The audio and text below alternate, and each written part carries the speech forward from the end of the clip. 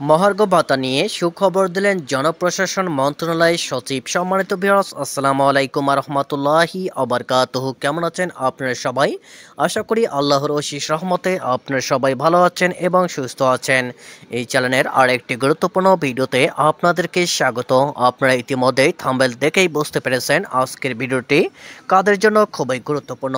আজকের ভিডিওটি মূলত সরকারি কর্মকর্তা কর্মচারীদের জন্য বিশাল সুখবর এবং খুবই গুরুত্বপূর্ণ। চলুন ভিউয়ার্স, আমরা কথা না বাড়িয়ে বিস্তারিত আলোচনা শুরু করি।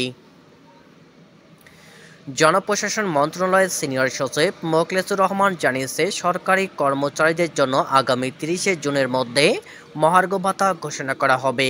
তবে ভাতার পরিমাণ সম্পর্কে কিছু উল্লেখ করেননি তিনি। বৃহস্পতিবার 9 জানুয়ারি সচিবালয়ে গণমাধ্যম কর্মীদের এই কথা বলেন তিনি।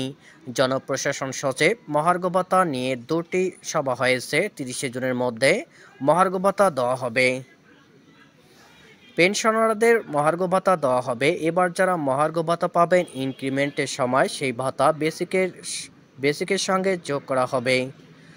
মহার্ঘ ভাতা ঘোষণার পরেও সরকারি কর্মচারীদের জন্য বর্তমানে চালু থাকা 5% হারে প্রণোদনা অব্যাহত থাকবে কিনা জানতে চাইলে তিনি বলেন, অনুমান করে এটা বলা ঠিক না। আপনারা সাংবাদিকরা অর্থ উপদেষ্টা এবং অর্থ সচিবের সঙ্গে কথা বলতে পারেন।